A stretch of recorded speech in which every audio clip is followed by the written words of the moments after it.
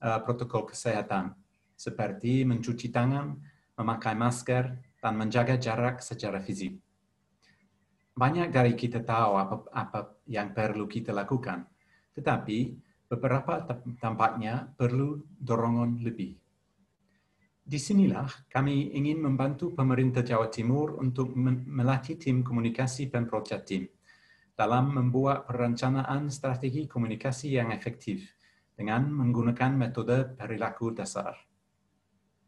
Melalui program ini, Nudge Plus, sebagai lembaga yang bekerja di bidang ilmu perilaku dan berbasis di Surabaya, telah kami tunjuk untuk menyelenggarakan serangkaian acara peningkatan kapasitas atau training bagi tim Pemprov Jatim. Mereka kemudian akan bersama-sama menyampaikan kampanye komunikasi terkait COVID-19 yang mendorong masyarakat untuk bertanggung jawab dan mematuhi protokol kesehatan yang disarankan. Kerajaan Inggris Raya yang merupakan negara pelopor dalam bidang ini sangat senang mengetahui bahwa Nudge Plus telah dilatih di Inggris dan ilmu yang didapat adalah ilmu dari kuliah mereka di Inggris. Nudge Plus adalah organisasi pertama di Indonesia yang mendalami ilmu perilaku. Saya bangga dan mendukung pekerjaan Nudge Plus. Saya juga senang untuk mengatakan bahwa hubungan Jawa Timur dengan Kerajaan Inggris Raya semakin kuat, bahkan dalam situasi sulit sekalipun. Ini adalah inisiatif kedua bermitra dengan Jawa Timur selama pandemi, dan hanya salah satu dari banyak kolaborasi brilian yang telah kami miliki. Sebelumnya, kami meluncurkan program pengelolaan data COVID-19 yang sedang dilakukan oleh Lapor COVID. Manajemen data yang baik adalah bagian penting dalam menenangi virus ini. Begitu pula komunikasi efektif oleh otoritas lokal. Masyarakat pasti ingin membantu, tetapi perlu tahu bagaimana dan mengapa. Ilmu perilaku dapat mendukung pengembangan rencana komunikasi pemerintah yang efektif, dan hasilnya telah terbukti. Seperti halnya dengan Lapor COVID, saya yakin proyek ini akan berdampak positif dan akan berhasil dengan baik. Sekali lagi, terima kasih atas dukungan untuk hubungan antara Kerajaan Inggris Raya dan Jawa Timur yang telah diberikan. Saya juga berterima kasih kepada Ibu Gubernur Khofifah dan Bapak Wakil Gubernur Emil Dardak atas dukungannya yang terus-menerus. Terima kasih khusus juga kepada tim Nudge Plus dan Dr. Makian Jibril atas kerja keras mereka yang tak kenal lelah pada peluncuran hari ini. Saya senang mendengar bahwa Dimas dan Jibril merupakan alumni Chevening, beasiswa S2 dari pemerintah Inggris. Senang sekali kami bisa bekerja sama dengan mereka dalam hal ini.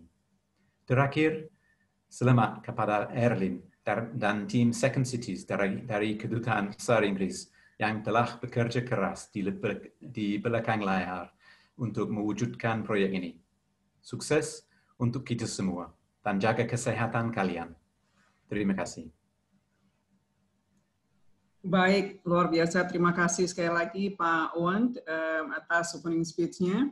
Baik, sebelum kita mendengarkan opening speech dari Pak Wakil Gubernur, izinkan kita untuk mendengarkan sejenak, menyimak video virtual opening speech dari Ibu Gubernur Khofifah yang hadir pada hari ini.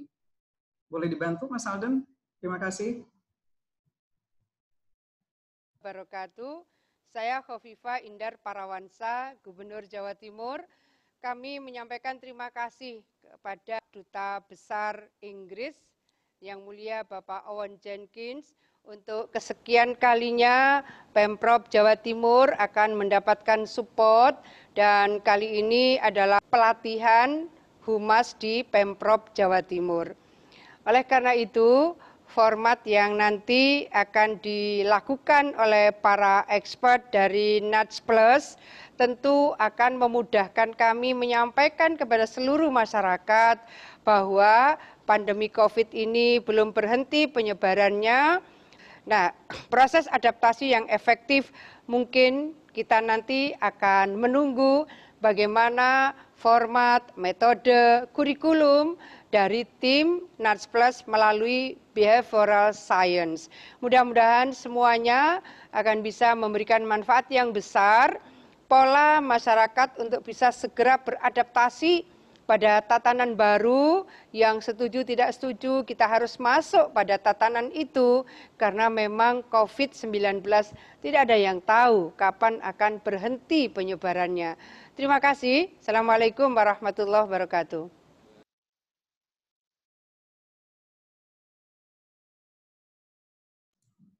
Baik, terima kasih atas virtual opening speech-nya dari Ibu Gubernur. Dan saat ini mari kita dengarkan opening speech dari Bapak Wakil Gubernur Jawa Timur, Pak Emil Dardak. Waktu kami persilakan, Pak Emil. Terima kasih. Terima kasih, Bu Ivy. Assalamualaikum warahmatullahi wabarakatuh. Salam sejahtera untuk kita semuanya. Yang kami hormati, Yang Mulia Bapak Owen Jenkins, Duta Besar Kerajaan Inggris Raya untuk Indonesia dan Timor Leste. Yang kami banggakan ada Bu Ivy sebagai Honorary Counsel untuk Inggris Raya di Jawa Timur, di Surabaya, dan juga Bu Erlin sebagai tim dari Kedutaan Besar Inggris, dan juga Mas Dimas Prasetyo nih, Pak Dimas sebagai co-founder dari Nudge Plus, dan juga Dr. Makian Jibril. Pertama-tama sekali lagi telah disampaikan oleh Ibu Gubernur betapa senangnya kami di Pemprov Jawa Timur untuk bisa terus bersinergi dengan pemerintahan United Kingdom. Karena kita berharap bahwa kolaborasi lintas negara ini akan menjadi sebuah hal yang membawa manfaat konkret. Di tengah pandemi COVID-19, kita harus terus mencoba cara-cara untuk bisa menekan penyebaran COVID-19. Dan konsep Behavioral Insights Program ini tentunya adalah sebuah approach yang memang sedang kita butuhkan saat ini. Karena pada akhirnya kita bicara mengenai human behavior. Akan mudah kalau solusinya hanya sekedar lockdown atau let go. Artinya kita semua stay di rumah, lockdown, atau kita semua bebas saja, ya, survival of the fittest. Tetapi kita menyadari bahwa we don't have the luxury of both options. Karena apa? Karena sebenarnya kita harus memastikan roda kehidupan masyarakat tetap berjalan. Kontraksi ekonomi di triwulan kedua, dari bulan April sampai bulan Juni, memukul cukup dalam perekonomian kita. Kalau kita menggunakan rule of thumb, setiap persen pertumbuhan menghasilkan kurang lebih 400.000 lapangan kerja se-Indonesia. Maka kalau kita lakukan secara prorata, Jawa Timur dengan kontribusi 1/6 dari ekonomi Indonesia, maka kurang lebih ada sekitar 60 ribuan sampai 70 ribu lapangan kerja yang bisa kita peroleh dari 1% pertumbuhan ekonomi di Jawa Timur. Setiap tahunnya kita akan kedatangan angkatan kerja baru, kurang lebih 400-an ribu sampai 500 ribu. Tapi boro-boro kita bisa memenuhi yang baru. Dengan kontraksi kita kehilangan peluang kerja bagi yang sudah ada. Jadi kita perlu benar-benar memperhatikan hal ini. Tentunya kita berharap kepada a very strong government saat ini, cover everything, biayai semuanya, tapi kita tahu itu sebenarnya tidak mungkin dilakukan. Oleh karena itu kita berharap bahwa roda perekonomian tetap berjalan tanpa menomorduakan kesehatan. Kesehatan tetap ultimate priority, tetapi tidak berarti kemudian ekonomi mati. Ekonomi berjalan tapi mengalah pada kesehatan. Maka perlu diterapkan protokol-protokol kesehatan. Easier said than done. Menerapkan protokol kesehatan tidak sesederhana bagaimana itu dijelaskan di pamflet atau itu dijelaskan secara visual atau secara audiovisual.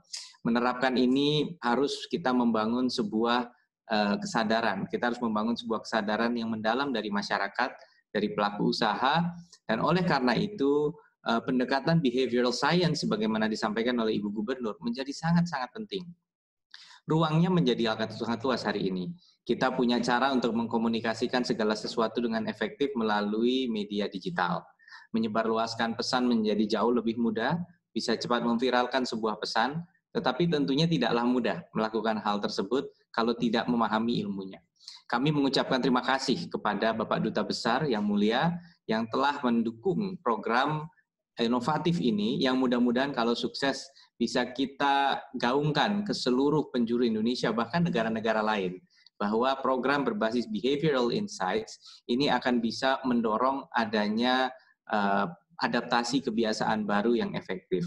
Bagaimana kita bisa mendorong bahwa enforcement atau penegakan hukum itu last resort. Yang paling penting adalah kesadaran dari masyarakat itu sendiri. Ada sense of belonging, ada sense of protecting each other. Pada saat kita mengingatkan kolega kita, itu bukanlah kita rude atau kasar, tapi justru kita care. Pada saat seseorang mengenakan masker, kita tidak menyinggung orang lain, tapi justru kita melindungi dia. Sekali lagi, easier said than done, tetapi saya yakin bahwa Behavioral Insight Program yang digawangi, kami ucapkan terima kasih kepada Dr. Jibril, teman saya ini alumnus UK juga, ya, dan Mas Dimas, ya, yang juga sama-sama kita alumni UK. Cuman saya belum berkesempatan dapat Chevening Scholarship, Pak Dubes. Maybe one day if I go back to what kind of fellowship or something, I'd love to go back to the UK for quite a while. If I get a chance to rest from politics for a while. You're very welcome, Pak. Tapi pada intinya saya senang sekali dan sangat excited. Dr. Jibril harus kami akui adalah salah satu darah muda yang luar biasa yang menggerakkan tim kami, mendorong berbagai macam program. Ada gaming approach yang waktu itu dilakukan juga, gamification, untuk mendorong kesadaran. Nah, mudah-mudahan Behavioral Insights ini benar-benar membawa dampak yang konkret kepada kita semua. Kami akan memberikan dukungan yang sepenuh hati untuk bisa mensukseskan program-program ini, dan kami yakin kita akan membangun koalisi dengan seluruh stakeholders untuk bisa meningkatkan manfaat dari program ini. Dari saya kiranya demikian, terima kasih, selamat sekali lagi untuk inisiatif Behavioral Insights Program dari United Kingdom Government melalui Kedutaan Besar Inggris, juga Nudge Plus sebagai tim yang bisa menjembatani persahabatan yang lebih erat antara kedua negara. Terima kasih sekali lagi. Assalamualaikum warahmatullahi wabarakatuh. Baik, luar biasa. Terima kasih Pak Emil atas opening speech-nya. Dan mungkin yang kali ini kami minta Mas Dimas bisa memberikan sepatah dua patah kata. Silakan Mas Dimas. Ya, terima kasih Bu Ivi. Bismillahirrahmanirrahim. Assalamualaikum warahmatullahi wabarakatuh. Semoga kita selalu dalam keadaan sehat. Yang terhormat Bapak HMA Owen Jenkins, Duta Besar Kerajaan Inggris Raya untuk Indonesia dan Timur Leste, Ibu Khofifah Indar Parawangsa, ya, selaku Gubernur Jawa Timur, Bapak Emil Dardak, selaku Wakil Gubernur Jawa Timur, lalu juga Ibu Ivi Kamajaya, Honorary Konsul Inggris Raya untuk Jawa Timur, rekan saya Mas Mahyan Jibril, rekan alumni Chevening yang saat ini bertugas pada Satgas COVID-19 Jatim, dan juga tentunya rekan-rekan jurnalis, akademisi, praktisi di lembaga sosial non-profit dimanapun teman-teman berada, dan juga tentunya saudara-saudara yang saya cintai masyarakat Jawa Timur. Saya mewakili teman-teman Nudge Plus di sini mengucapkan terima kasih kepada Bapak, Ibu, Ning, Cak, gitu ya, dan rekan-rekan semua yang sudah bersedia bergabung bersama di acara ini.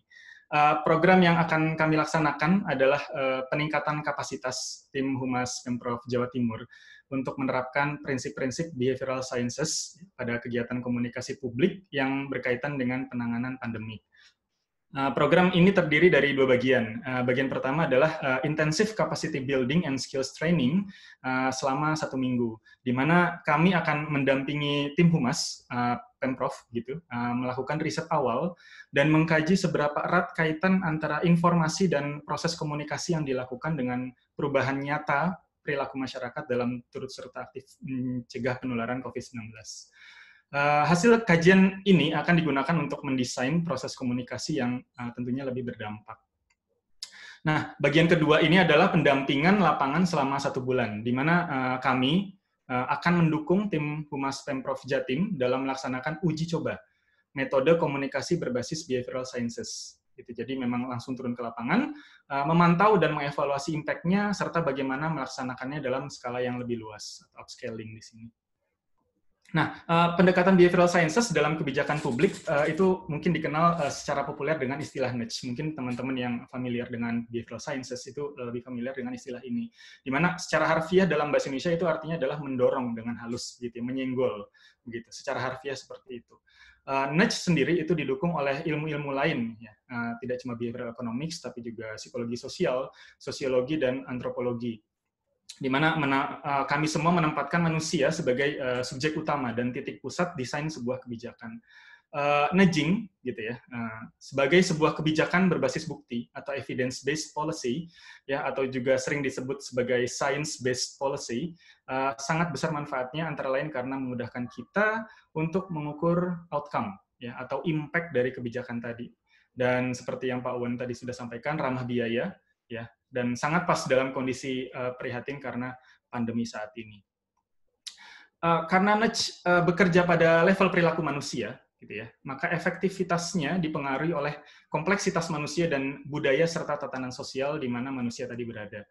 Nudge Plus didirikan oleh ilmuwan-ilmuwan muda Indonesia di Inggris yang menekuni behavioral sciences, yang punya mimpi besar untuk mengembangkan behavioral sciences yang khas dan relevan dengan konteks kebinekaan dan tatanan sosial budaya masyarakat Indonesia. Dengan demikian, Nudge Plus berada pada posisi unik untuk bisa menjadi jembatan penghubung antara teori-teori behavioral sciences yang kita pelajari dengan kenyataan kompleksitas dan keberagaman manusia Indonesia. Sangat Indonesia dan membumi. Begitulah prinsip kami. Dengan pendekatan yang simple, scientific, dan impactful, gitu, Nudge Plus hadir sebagai lembaga independen yang fokus pada behavioral science-based consulting services dengan spesialisasi research, training, dan konsultasi yang bisa diterapkan di hampir semua sektor. Selama 1 tahun kami berdiri, dan sebagai salah satu agensi pertama di Indonesia yang bergerak di bidang nudge dan perubahan perilaku, Nudge Plus didukung oleh ilmuwan dan praktisi multidisiplin yang telah aktif berinteraksi dan terlibat dalam berbagai kegiatan dengan institusi publik atau pemerintah, NGO, private sector melalui berbagai moda kolaborasi, dan juga secara aktif menjadi bagian dari kegiatan riset akademis untuk memajukan pemahaman tentang perilaku manusia Indonesia. Kami pun juga rutin melakukan webinar serius setiap bulan, begitu ya, di mana kita mendiskusikan latest findings in behavioral sciences dan aplikasinya dalam penerapan di segala bidang. Begitu. Akhirnya dengan rendah hati kami mengharapkan dukungan dan kerjasama semua pihak tentunya untuk memberikan manfaat yang sebesar-besarnya untuk masyarakat Jawa Timur pada khususnya dan masyarakat Indonesia pada umumnya. Semoga Allah meridhoi kita, niat baik dan ikhtiar kita. Amin ya rabbal alamin. Terima kasih. Assalamualaikum warahmatullahi wabarakatuh.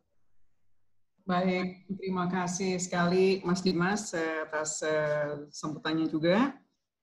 Dengan demikian, kita telah mendengarkan opening speech dari Pak Duta Besar Pak Owen, Pak Wakil Gubernur, dan Mas Dimas. Dan is officially, actually, Behavioral Insight Program is officially launched.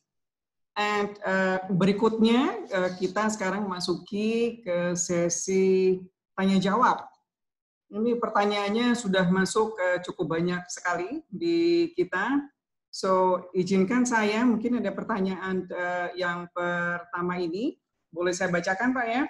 Pertanyaan pertama ini ditujukan untuk Bapak Owen Jenkins. Ini pertanyaan datang dari Taufik Yunanto, lecturer dari University of Surabaya, Pak Owen. The question is, what is the expected target of behavior change from the implementations of this program? So, Pak Owen, mungkin waktu kami persilahkan. You ready to answer? Masih mute, Pak Owen? Masih mute. Terima kasih, Bu Ivy, dan saya mohon dimaklumi kalau saya answer in English karena lebih sulit. So basically, the goal of this program is to make sure that people understand what the health protocols are and what they need to do to fulfill them. And we hope that using insights from behavioral science will enable communication to be done in a way that maximizes the impact of that communication. And we've seen in the UK that by choosing appropriate language and targeting it on the right groups, that one can change behavior more rapidly and at lower cost than elsewhere. But the focus is always on the outcome, which in this case is improved compliance with the health protocols, which we need to protect all of us.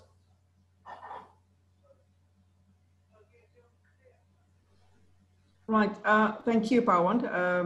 Di sini, mohon maaf, di sini ada beberapa pertanyaan juga, dan rekan-rekan mungkin nanti dari jurnalis jika ingin bertanya bisa memasukkan pertanyaan ya di kolom Q&A. Terima kasih Pak Wan atas responnya. Kemudian ada pertanyaan yang masuk kembali, yang kedua. Pertanyaan ini akan ditujukan untuk Pak Wakil Gubernur, Pak Emil. Pertanyaannya datang dari Agustin Paramita, Pak Emil, dari Hotelier. The question is, what is the real actions from the government to warn people who doesn't obey the COVID-19 procedures? As we know, some people still ignoring and even doesn't believe that COVID-19 is truly exists. Do the government give the real number of COVID-19 patients?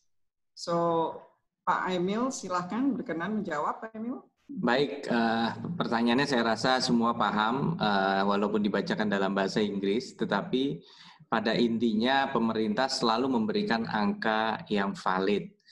Dr. Jibril tentunya setiap harinya ikut merekap data-data tersebut, dan kita ketahui bersama bahwa kita terbuka juga untuk bahkan mengolah data ini bersama dengan lapor COVID yang ada kerjasama juga dengan the British Embassy. Jadi tidak ada kemudian perubahan-perubahan data yang kita lakukan dalam kaitan dengan apa yang disajikan ke publik.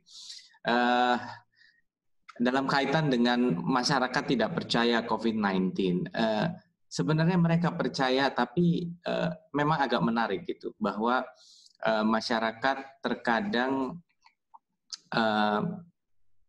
bersikap agak tidak terlalu khawatir, mengasumsikan bahwa mereka tidak akan terkena COVID-19 begitu.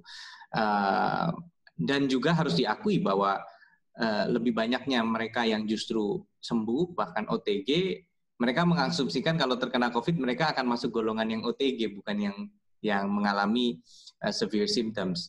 Namun sayangnya tidak ada yang bisa menggaranti itu, tidak ada bisa menjamin itu gitu. Nah, oleh karena itu sebenarnya yang kita untuk mereka yang disobey ini kita hanya bisa lakukan di ruang publik. Tetapi manakala ini terjadi di dalam rumah, ya kita nggak bisa ngontrol siapa yang bertamu ke dalam rumah. Kita tidak bisa ngontrol secara detail, sehingga personal awareness ini tetap penting gitu, merubah behavior orang. Tapi kalau di ruang publik, sekarang sudah ada peraturan daerah nomor 2 tahun 2020 dan peraturan gubernur nomor 53 tahun 2020 yang mengatur mengenai sanksi yang lebih punitif, yang lebih memberikan efek jera. Nah, harapannya sanksi ini akan menimbulkan suatu kesadaran kolektif, keseriusan bahwa ini bukan main-main. Ini memudahkan aparat penegak hukum di lapangan untuk lebih tegas lagi menindak mereka yang not only endangering themselves but endangering others, gitu ya, membahayakan diri mereka dan juga membahayakan kita semua. Nah, oleh karena itu ada sanksinya. Tetapi sekali lagi harapan kami dari Behavioral Insights Program ini bukan hanya kepatuhan dalam konteks kesadaran hukum, tapi justru kesadaran diri sendiri atau kesadaran akan kesehatan sesama lah yang mendasari. Itu yang kami harapkan dari outcome dari BIP ini. Baik, sudah sangat cukup jelas sekali Pak Emil ya, bahwa sebenarnya tindakan hukum merupakan yang Pak Emil katakan tadi, merupakan pilihan yang paling terakhir Pak Emil ya, yang kita harapkan kesadaran dari masyarakat, dari publik sendiri. Baik, untuk berikutnya pertanyaan tetap mengalir dari sini, dan the next questions is actually untuk Mas Dimas dari Nats Plus ya. Okay, the first questions datang dari Dikara Alkarisha, researcher dari Erlangga University, Mas Dimas. So, questions-nya adalah, how is the methodology used by Nats Plus to research human behavior and COVID-19? And how is the research can be used for the government policy? Silakan Mas Dimas. Oke, ya terima kasih Bu Ivi atas pertanyaannya dan Mas Dikara ya dari UNER. Tentunya langkah awal menentukan perilaku ya, apa yang akan disasar dan identifikasi awal terhadap mengapa perilaku tersebut bisa muncul. Tentunya melalui kajian literatur dan juga pemahaman mengenai kontekstual ya, bisa terkait budaya, sosial dan lain sebagainya. Nah, hasil dari kajian tersebut kita identifikasi. Dan ini bisa jadi adalah ketemu nih faktor yang memotivasi ya, atau motivating factor gitu ya, atau yang membatasi munculnya perilaku tersebut, atau inhibiting factor ya yang disasar. Jadi kita tahu sebenarnya faktor-faktor apa yang mengapa perilaku tersebut bisa muncul. Contohnya misalnya ya adalah perilaku menggunakan masker. Mungkin banyak orang menggunakan masker dalam satu lingkungan. Tapi ketika kita tanya langsung ke yang bersangkutan, mungkin jawabannya karena takut tertular lah, biar aman dan sebagainya. Gitu. Tapi ketika kita telah lebih dalam, gitu ya, dilihat lebih dalam, ternyata konformitas adalah hal yang ternyata dalam konteks tersebut dianut sehingga menjadi beda sendiri dalam konteks tersebut itu adalah dinilai sebagai sesuatu hal yang buruk. Nah, bisa jadi seperti itu. Kemudian yang kami lakukan adalah dari tahu mengenai faktor-faktor tersebut, kita coba desain ya konteks dengan memfasilitasi atau membatasi faktor tadi ya munculnya perilaku tersebut dengan nudge toolbox yang ada gitu ya, yang tentunya ada di berbagai literatur gitu. Hasil dari desain ini kemudian kita masukkan ke dalam tahap piloting, di mana kami akan membandingkan actual behavior gitu ya, atau perilaku yang muncul gitu ya, bukan hanya sebatas intention atau niat, tapi actual behavior-nya pada kelompok perlakuan atau treatment gitu dengan kelompok kontrol. Jadi selalu kita hubungkan, selalu kita bandingkan dengan kelompok kontrol di mana tidak mengalami treatment sama sekali gitu. Dari situlah kita bisa tahu menarik kesimpulan efektif atau tidaknya mengubah perilaku dari seberapa signifikan perbedaan tadi di antara kedua kelompok tersebut.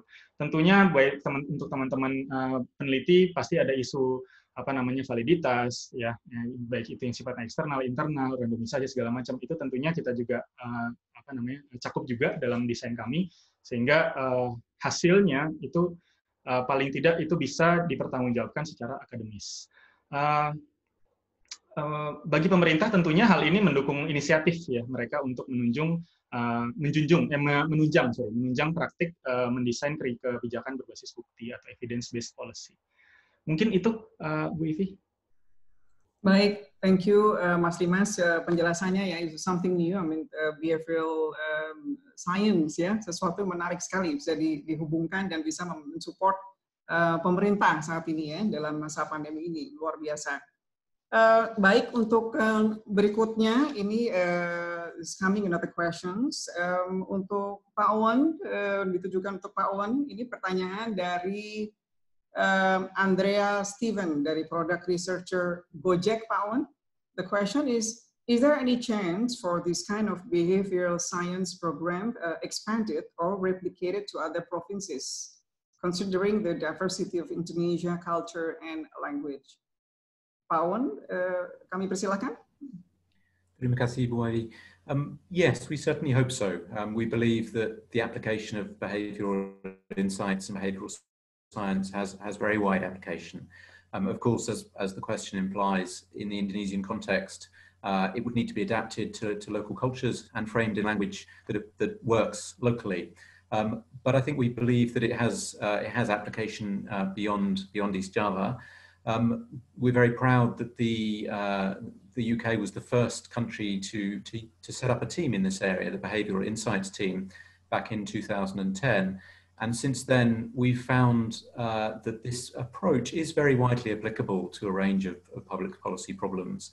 And the company that came out of our Behavioural Insights team has indeed already worked in Indonesia, in West Java, on other issues, as well as with the Indonesian government centrally on increasing tax revenue. So I think there is evidence that this can be applied more widely. And I'm really delighted that Nudge Plus, as homegrown talent in this area, is now able to provide that service across Indonesia. So we do believe that it has scope for wider application. Baik, terima kasih Pak Owen. Jadi jawabannya sangat memungkinkan sekali Pak Owen ya, go beyond East Java. But saat ini kita sangat menanti sekali nanti setelah after 4 weeks ya akan melihat result dari Nudge Plus kolaborasi dengan Humas di Pemprov Jawa Timur. Baik, dan ini ada pertanyaan yang masuk lagi. Pertanyaan ini ditujukan untuk Pak Emil. Izin Pak Emil, the questions dalam bahasa.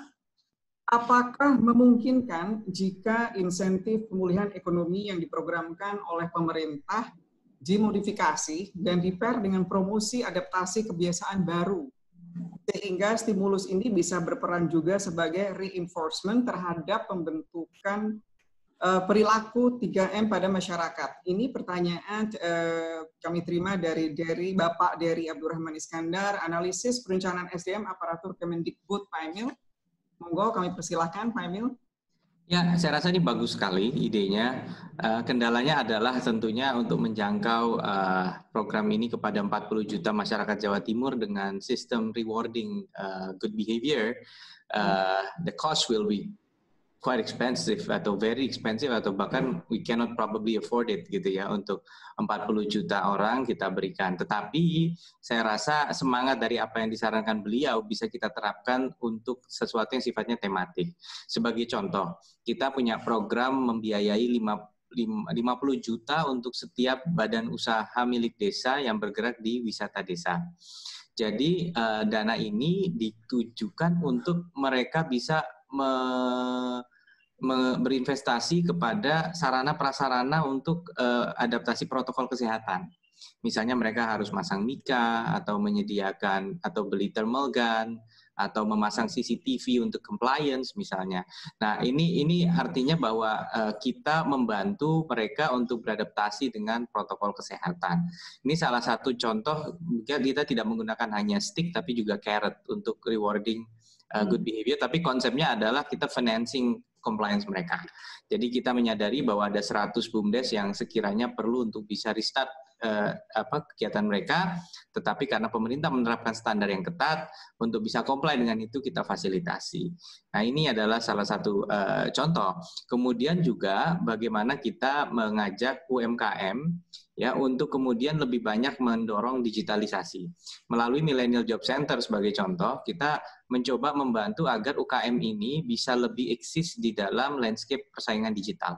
Mereka akan dituntut punya kemampuan digital marketing yang lebih baik, packaging yang lebih menarik, fotografi produk yang lebih bagus misalnya. Nah, segala hal yang dibutuhkan untuk bisa mengurangi ketergantungan mereka kepada offline ekonomi, ini akan tentunya juga punya dampak yang positif terhadap peningkatan kepatuhan COVID-19 atau kita balik lagi, intinya kita meminimalisir resiko terjadinya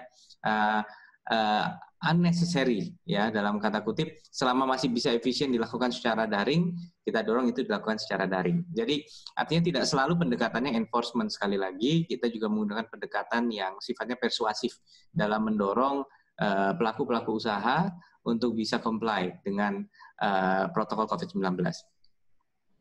Baik, terima kasih Pak Emil, penjelasannya yang cukup padat, singkat, dan sudah sangat jelas sekali Pak Emil, terima kasih. Untuk yang berikutnya, ini ada pertanyaan yang masuk lagi, Bapak izin, ini pertanyaan ditujukan untuk East Java Task Force, ya, dengan untuk satuan gugus tugasnya Pak Emil, saya izin, ini pertanyaan untuk dari Hani Wahyuni, lecturer Ubaya. Pertanyaannya adalah, how does the program able to change the mind of East Java society? In this new normal era, how much is Java society to obey on the procedures of COVID-19? And how big is the impact of this program on East Java society? Mungkin Mas Jibril, Dr. Jibril bisa bantu untuk menjawab. Ya, baik Bu Ivi, mohon izin Pak Wagub, mohon izin Bapak Owen. Jadi pada dasarnya intervensi-intervensi yang sifatnya ini scientific, seperti contohnya penggunaan protokol kesehatan yang di-enforce dengan berbagai macam cara, seperti yang sudah kita lakukan dalam 2 minggu terakhir, kita meng-enforce dengan operasi justisi, di mana sebelumnya seperti ya, arahan dari Pak Wagub dan Ibu, kita selama 6 bulan sudah melakukan edukasi secara masif dan personalized untuk menyentuh hati masyarakat. dengan kombinasi-kombinasi seperti ini ternyata hasilnya cukup efektif. Terbukti bahwa dalam 2 minggu setelah intervensi kita yang sudah kita lakukan, baik itu edukasi secara langsung maupun bersama dengan operasi justisi, membuat rate of transmission atau penularan di Jawa Timur menjadi turun di bawah 1. Kalau tidak salah sampai hari ini kita sudah 10 hari rate of transmission di Jawa Timur itu sudah di bawah 1, dan kemarin kita menjadi daerah dengan rate transmission yang terendah di Indonesia. Selain itu kita juga bisa melihat dari kasus aktif di Jawa Timur, per hari ini kasus aktif di Jawa Timur itu sudah lebih rendah dibandingkan provinsi-provinsi besar lainnya di Jawa. Artinya apa? Intervensi-intervensi yang sifatnya saintifik dan dikolaborasikan dengan penegakan hukum yang optimal itu nantinya pasti akan menghasilkan hasil yang cukup optimal di Jawa Timur.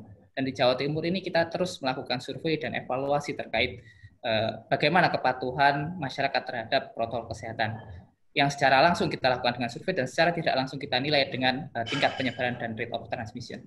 Seperti itu, Ibu. Terima kasih. Baik, terima kasih Mas Jibril penjelasannya. Baik, ini ada pertanyaan lagi yang masuk. Saya izin untuk menanyakan hal ini kepada... Oke, mohon maaf, ini pertanyaan yang kedua dari Astuti Kusumaningrum, student RMIT dari Australia. Pertanyaan ditujukan untuk Mas Dimas ini kelihatannya ya. Jadi pertanyaannya adalah how to learn and understand the underlying motive of the COVID-19 disruptive behavior to design the effective interventions. Ini pertanyaannya challenging juga. Mas Dimas bisa bantu untuk menjawab? Ya. Oke, ya. Terima kasih Bu Ivi ya. Ini kebetulan Tuti ini rekan saya juga ini dulu di Indonesia Mengajar.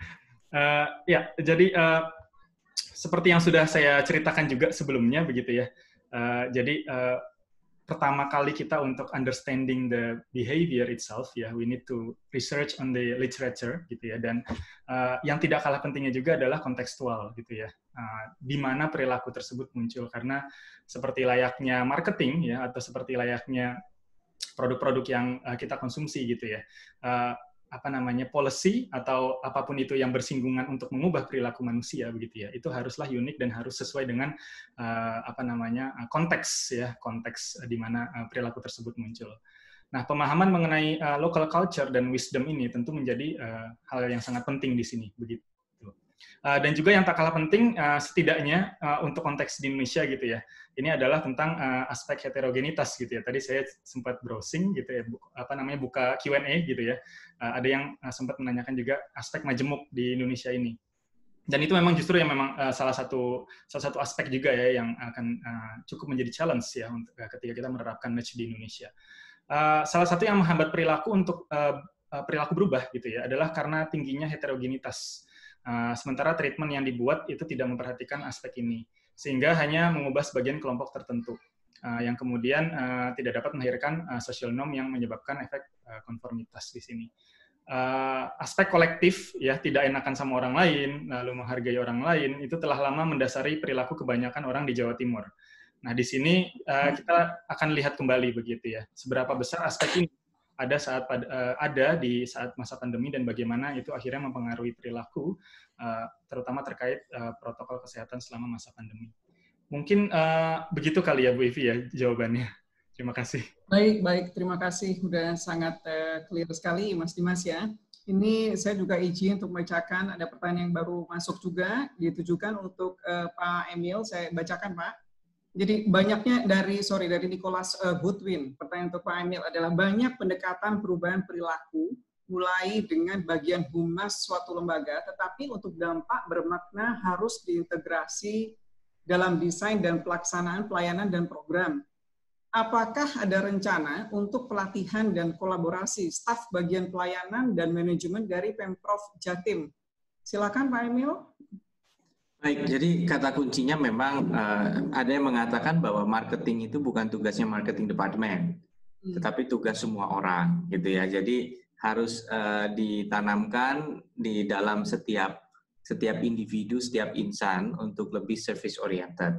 Nah ini juga sama bahwasanya memang ini sudah organizational behavior kita bicara, bagaimana terbangun corporate culture atau organizational culture yang embedded di dalamnya juga kesadaran mengenai aspek komunikasi. Bagaimana aparat penegak hukum bukan hanya enforcing law, tapi juga spreading positive message kepada publik misalnya. Itu kan perlu terpatri di dalam setiap insan. Nah, saya rasa outcome dari proses ini memang tidak eksklusif hanya untuk kehumasan dalam konteks tim secara struktural humas, tetapi bagaimana communication is a holistic process yang melibatkan seluruh entity di dalam organisasi, terutama dinas kesehatan, tapi juga ada Satpol PP sebagai penegak aturan peraturan daerah. Lalu mungkin juga ada dinas-dinas lain yang bersentuhan dengan masyarakat seperti perhubungan yang bersentuhan dengan public transport, dan mereka semua ini harus juga mendapatkan knowledge diffusion dari proses yang kita lakukan. Nah, atau mereka bisa dilibatkan juga dalam proses pada saat tim Mas Dimas ini melakukan assessment mengenai apa kira-kira underlying behavioral trigger yang terjadi gitu ya. Dan ini memang menarik karena saya cermati kan Mas Dimas background-nya psikologi dari University of Wales juga, saya first degree-nya juga dari University of Wales, dan bahwa behavioral economics ini menarik gitu. Salah satu ini ada namanya priming istilahnya. Jadi bahwa reaksi orang itu ditentukan dari previous ininya dia gitu. Kayak orang ada yang pernah ngetes gitu. Misalnya orang lewat lihat angka 9, lihat angka 9, lihat angka 9, lihat angka 9. Terus tiba-tiba pada saat mereka suruh bikin purchase decision, akhirnya mereka akan incline untuk itu gitu. Ini banyak sekali psychological practices yang terus terang belum kita pakai pada saat kita melakukan action di lapangan. Nah, kami berharap bahwa whatever we've done right or things that we've done wrong can be improved by virtue of this kind of knowledge gitu.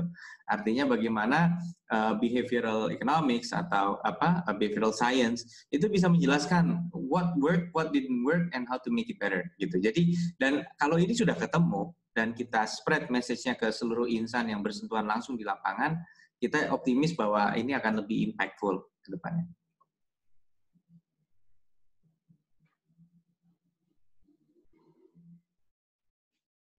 Terima kasih Pak Emil, sorry I forgot to mute. Terima kasih atas jawabannya dan it's very clear. Ini ada banyak sekali pertanyaan masuk. Saya izinkan, it's actually another questions. Saya izin Pak Wan, ini another questions from Anonymous. Namanya Anonymous kepada Pak Emil. Boleh saya menaikkan sekali lagi ya Pak Emil ya. Jadi terlihat pemerintah ini mencoba melakukan persuasi, bahkan akhir ini sudah lebih dari pendekatan yang lebih tegas.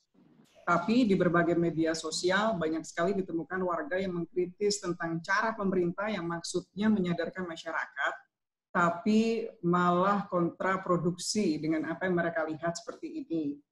Contohnya pembagian masker dan lain-lain banyaknya hadir tanpa memperhatikan protokol. Jadi apakah pertanyaannya, apakah ada NUTS dan Pemprov berupaya mengcover hal-hal semacam ini, Pak Emil? Ya, kita sekarang sedang melaunch ya. Saya rasa Mas Dimas juga sudah punya banyak hal di kepala yang belum berani dikeluarkan dulu karena akan premature. Tapi hipotesis pasti sudah banyak gitu mengenai apa yang kira-kira menjelaskan. Mungkin habis ini Mas Dimas boleh share sedikit beberapa hipotesisnya yang kira-kira mau diuji nantinya bersama dengan kami. Bahwa pada kenyataannya tadi heterogeneous di Jawa Timur ada kultur-kultur yang berbeda tiap ini sangat luas ya kalau dibaratkan luasnya Jawa Timur dan beda-beda gitu. Kelakuan orang Surabaya dengan Sidoarjo aja juga bisa berbeda. Surabaya ke utara dikit aja beda gayanya dengan Surabaya di wilayah barat, timur dan selatan misalnya. Dan understanding apa sebenarnya underlying response. Sebuah survei dilakukan waktu itu menemukan 40% masyarakat Jawa Timur itu menganggap COVID is a very serious issue yang kita harus benar-benar extra careful. Yang 40% adalah mereka yang mengatakan life must go on, don't over-exaggerate what's happening gitu. Nah, ini kan sama kuatnya ini. Itulah sebabnya misalnya kita ada wacana membuka tempat wisata, langsung ada yang lempar wacana, kenapa sekolah nggak dibuka misalnya gitu. Ya, itu adalah yang 40% yang don't exaggerate things ya. Tapi ada juga yang begitu mendengar wacana, oh di zona hijau, di zona kuning akan ada limited ini atau SMK akan dibuka labnya. Akan muncul mereka yang bilang, wah itu bahaya, nanti ini akan terjadi penyebaran. Jadi memang ini juga tidak mudah karena ada polarisasi pandangan itu ternyata di antara masyarakat. Nah, maka tetapi sekali lagi polarisasi ini kan efek bukan hanya within tapi juga bagaimana within responding to outer message gitu ya. Artinya, nah, apakah ada message yang bisa membuat dua-duanya ini tidak terlalu polarized lah gitu, bahwa sama-sama menyadari yang minta jangan exaggerate sadar bahwa iya kita nggak exaggerate, tapi at the same time juga jangan underestimate gitu loh. Ya just pas lah right di tengah-tengah. Yang terlalu terlalu concern juga harus sadar bahwa we have to survive gitu, dan ini memang nggak nyaman karena pesannya jadi nggak clear, stay home atau let loose gitu. Tapi ya that's the reality, bahwa kesuksesan sebuah society survive dari pandemi ini bukan kepada kemampuan mereka melockdown atau kemampuan mereka untuk cuek, tapi justru bagaimana kita bisa trading through lah istilahnya di antara situasi ini gitu. Ya mungkin Mas Dimas mau nambahin sedikit terkait hipotesis behavioral apa nih yang ada di dalam bayangannya Mas Dimas sedikit aja gitu. Monggo. Ya terima kasih. Pak Emil langsung di-challenge saya dan langsung dites ini ya di sini. Oke, sebenarnya kalau tentu ya kalau seperti yang tadi Pak Emil sama Pak Owen juga sudah sampaikan, there is no one size fits all ya, dan itu berlaku untuk public policy juga gitu ya, di mana ketika kita mengaplikasikan satu konsep gitu ya, itu harus selalu balik lagi, kita harus sensitif terhadap konteks, terhadap proses berpikir bagaimana orang tersebut mengambil keputusan begitu ya. Apakah itu keputusan yang didasarkan oleh sesuatu yang kalau istilahnya dalam behavioral science itu deliberatif gitu ya, sesuatu yang reflektif gitu, atau sesuatu yang sebenarnya yang otomatis gitu, sesuatu yang sebenarnya intuitif gitu. Kita kan harus melihat di sana. Tapi kebanyakan dari perilaku-perilaku yang muncul begitu ya dalam kehidupan sehari-hari gitu ya, pasti sesuatu yang biasanya berkaitan sama sesuatu yang intuitif tadi, otomatis. Karena tentu kalau kita berpikir secara reflektif setiap saat begitu, itu akan melelahkan sekali begitu ya. Cukup dengan mengerjakan soal matematika atau fisika saja, itu saja kita sudah cukup lelah ya, terhadap materi-materi tersebut. Begitu. Jadi artinya adalah hal tersebut, perilaku tersebut begitu ya, cara berpikir tersebut itu pastilah unik begitu ya, dan harus sesuai dengan target konsumen di mana perilaku tersebut muncul di sini. Makanya mungkin perlu dilihat juga, misal contoh untuk konteks masker misalnya begitu ya. Kita perlu lihat dulu nih apa nih yang mendasari mengapa masker tersebut muncul. Bisa jadi mungkin karena efek seperti yang Pak Emil tadi bilang, mungkin karena efek priming gitu ya. Karena mungkin sebelum-sebelumnya di-expose dengan hal-hal yang berbau medis begitu ya, di-expose dengan gambar-gambar yang menggunakan masker, seperti ada satu daerah di Indonesia gitu kan yang mencoba memasangkan patungnya dengan masker. Itu kan sebenarnya kan salah satu efek priming juga, bahwa patung aja pakai masker loh, kenapa kita enggak begitu kan. Nah, itu kan sebenarnya kan salah satu trik-trik atau hal-hal juga yang bisa digunakan dalam behavioral sciences ini untuk mengubah perilaku. Bisa juga mungkin karena social norm ya, seperti yang tadi saya sudah sampaikan pada saat speech saya. Atau mungkin juga karena social identity begitu ya. Mungkin kita menggunakan masker karena memang kita dilihat sebagai seorang figur yang cukup yang cukup menjadi role model gitu ya, untuk dilihat sebagai orang yang harus taat terhadap protokol kesehatan. Padahal sebenarnya kita juga nggak percaya amat, bisa jadi ya kan, terhadap protokol kesehatan tersebut. Tapi karena kita dilihat dan kita mewakili satu orang tertentu gitu ya, artinya membuat kita menjadi berperilaku. Mungkin itu mungkin hipotesis awal saya dari Pak Emil. Nanti kita diskusi lagi kali ya. Intuitif tadi itu ya.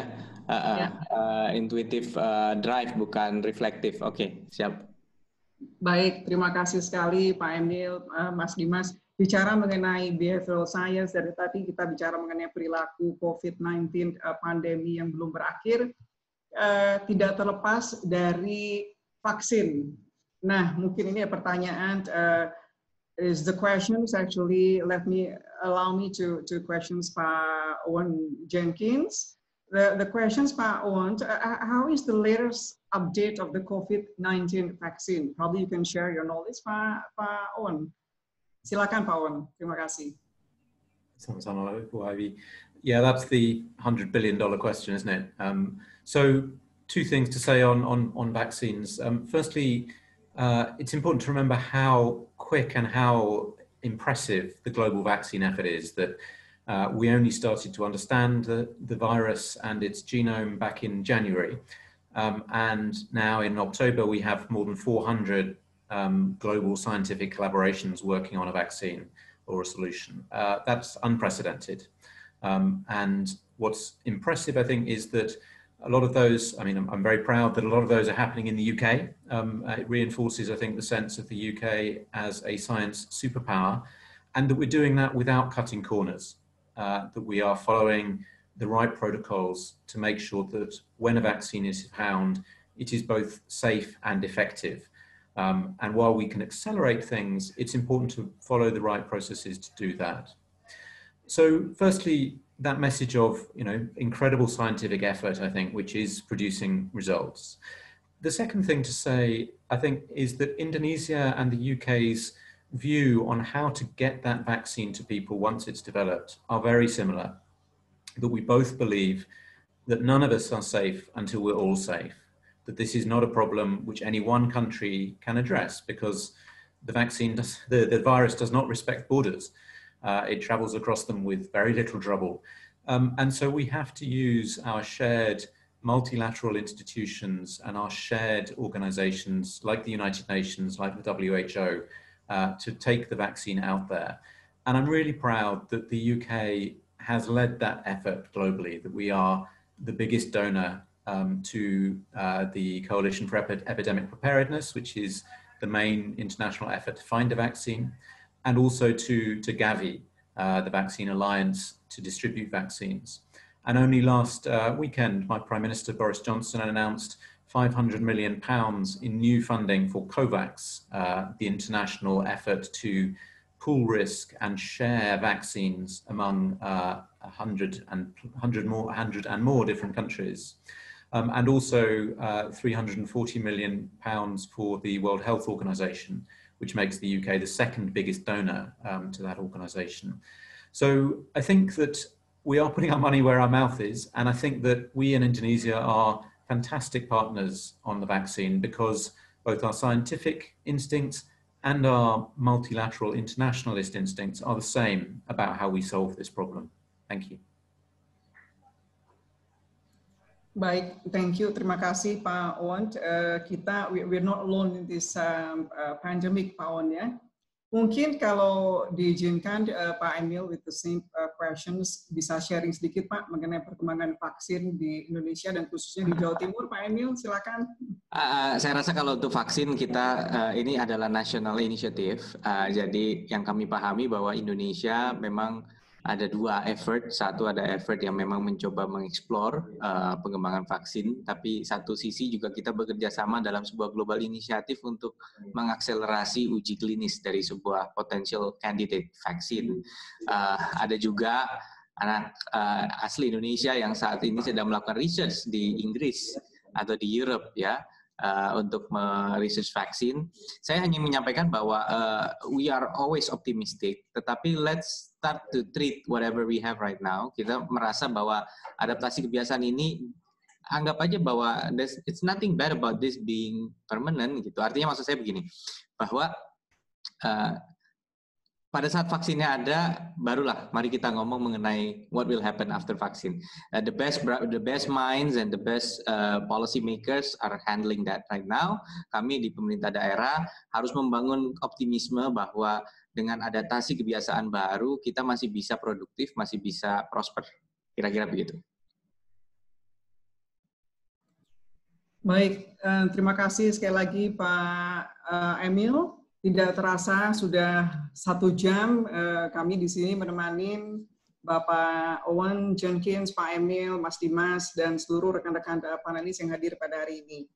Jadi dengan pertanyaan tadi akan mengakhiri acara kita, the virtual launching behavioral program insight program hari ini. Dan kami ucapkan sekali lagi terima kasih yang sebesar-besarnya kepada Pak Duta Besar Owen Jenkins atas kehadirannya pada sore hari ini, dan juga kepada yang terhormat Bapak Wakil Gubernur Pak Emil Dardak. Terima kasih Pak Emil atas waktu Bapak hari ini. Dan terima kasih juga kepada Mas Dimas dan Dr. Jibril, very proud dari Naspers, dan juga UK alumni, so very proud alumni. Luar biasa sekali, beserta seluruh rekan-rekan dari tim supporting, ada Erlin dan ada Second Cities juga di sini yang mensupport acara ini dari awal sampai dengan hari ini ya, sore ini terlaksana dengan baik. Terima kasih sekali lagi. Jadi dalam masa yang sulit ini, seperti yang Pak Owen dan Pak Emil tadi sudah sampaikan juga, bahwa kita tidak sendiri, we're not alone. Dan sekali lagi kita akan bersama-sama menghadapi pandemi ini. Dan kita berharap hubungan kerjasama yang erat yang telah terjalin dengan baik antara pemerintah Inggris melalui kedutaan Inggris di Jakarta bersama dengan Pemprov Jatim yang akan terjalin lebih erat dan lebih kuat sekali lagi, Pak Owen dan Pak Emil. Dan mari kita tunggu kolaborasi yang luar biasa berikutnya dari pemerintah Inggris dan Pemprov Jatim. Sementara itu, kami akhiri, salam sehat, stay safe, stay healthy, jangan lupa jaga jarak, cuci tangan, dan pakai masker. Terima kasih Bapak-Bapak, mohon izin kalau boleh Pak Emil, just few seconds, kita boleh foto bersama. Ada yang foto?